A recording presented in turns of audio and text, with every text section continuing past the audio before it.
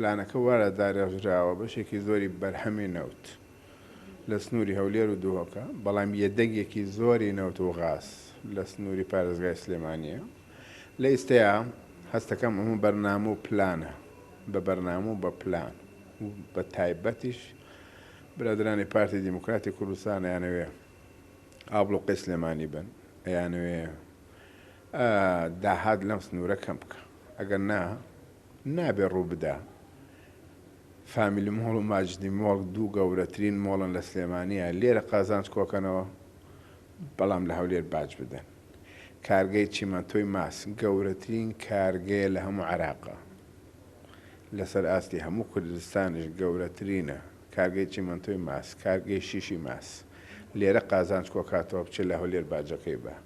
وێزگەی کارەبای چەمچەماڵ کە ملیارێ دۆلاری تێچووە لێرە کارەبا بەرهەمەهێنێ.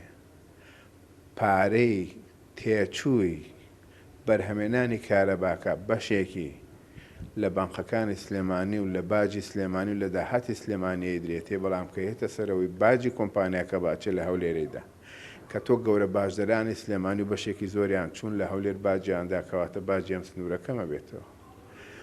دوو دەروازە لێرە هەیە حاجۆم، دوو دەروازەی باشماخ و پەروێزخان هەیە بە بەرنامە و بە پلان. برادرانی پارتی بە بازرگانەکانی هەولێر و دووهۆکەڵێن نابێ شمەک لە باشماخ و پەروێزخانەوە بێن نەژوورەوە بۆی باج نەدەن بە پەروێزخان و باشماخ. لە بەرامبەرە لێ خۆشببوو نەکرێ بۆ کۆمپانیا گەورەکانی هەولێر و دووهۆک لە باجیان بەخشن، بەڵام مەرجیان بۆ نووشن ئەڵێ بێ بچی لە باشماخ و پەروێزخان و بارەکە و بێنی بار هەڵگەرەکەەوە بێتە ژوورەوە، چونکە لە باج بەخشیوێتی. ئەمە هەمووی پلانە بۆ ئەوەی باج لە سلێمانی کەم بێتەوە، داهاتی سلێمانی کەم بێتەوە. ئاسانکاری لە برایم خەلیل و حاجۆمەرانەکەن بۆی جوڵەی بازرگانی لە پارێزگای سلێمانی کەم بێتەوە. ئەمە هەمووی پلانە. بۆیە ڕووی دەمم لە برادرانی پارتی دیموکراتی کوردستانەکەم بەسە بەرۆکی سلێمانی بەردەن، بەسە ئابڵوقەی سلێمانی واز لێ بێنن، بێدەنگ نابێت سلێمانی. ئەمە حەقیقەتەکەیەتی. ئێمە شەریکین لە حکوومەتە، ئێمە معارەزە نین. یەکێتی شۆڕشی کردووە، ئەم حکوومەت و پەرلەمانەی دروست کردووە، سەبر و تەحملی هەیە، ناوێت دوو ئیدارە دروست بێ، ناوێت دوولەت بێم هەرێمە، بەڵام سەبر و مع ئین للسەبر حدود. بۆیە ئەمە حەقیقەتەکان لە ڕاستیە لە داهاتووە وەرتر و باشتر و ڕوونتر ئەم زانیاریان ناگەێنن بە خەڵکی کوردستان. هەموو ئەمە بۆ ئەوەیە کە خانەنشین لە کاتی خۆی پارەوە نەگرێ،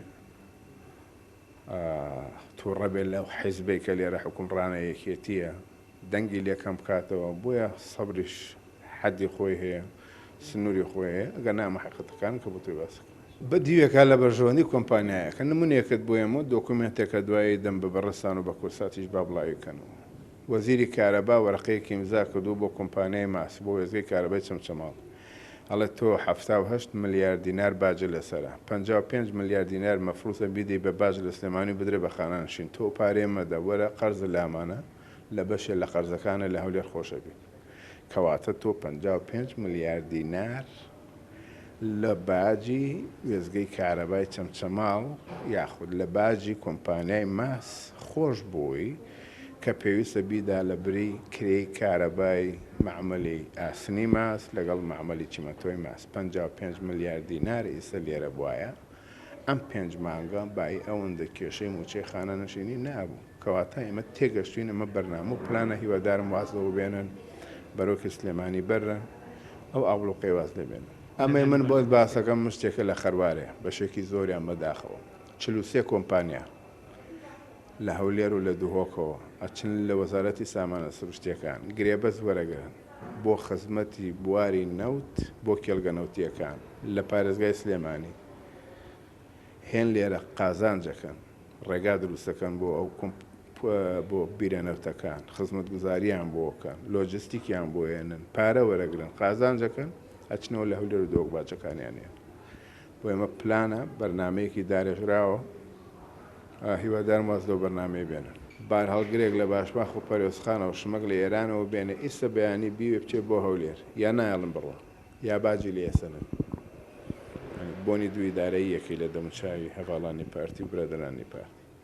یا مەحتەلیەکەن یا ناڵن بارەکەی بڕوە یا عەزێتیەدا تێگەی ئەمەی کە ئەم شەژمانگەی خیر ئاوا بە تۆخی دەستیان پێکردووە پێشتروان نەبووە و دەلیش بۆم قسەیە پارەم کاتانە یا لە هەموو هەرێ مامۆچە دواکە یا لە هەموو هەرێ مامۆ پاشەکەوتەکرا یا لە هەموو هەرێ مامۆچە ئەدرا یا لە هەموو هەرێمە لێبڕی نەکرا بەڵام ئەم شەژمانگە بە زەقی ئێمەش ئەزانین بۆ وایە بەشێکیان پەیوەستە بە شەڕی سەر و کۆمارەوە بەشێکیان پەیوەستە بە شەڕی یاسای هەڵبژاردننی پەرلەمانی کوردستانەوە برادرانی پارتی لەوەتەی 45 کورسی کوردستان و سیوێکی بەغان هەیە بۆ عەقلەتە بیرەکەنەوە ئەوان حیزبی قاعیدن حیزبی قاعیدن و ئەبێ هەموو حیزبەکانی تریش لە دوایانەوە بڕۆ بە قسەیان بکە یەکێتی فێریەوە نەبووە لێی نایە لێ ناوەشێتەوە ئەو ماوەی 2 ساڵە دوای کۆنگرە یەکێتی بڕیاری ڕاستەقینەی خۆیدا بوو بە ژەوەندی خەڵکەکەی خۆی و کادرەکەی خۆی ئیشەکە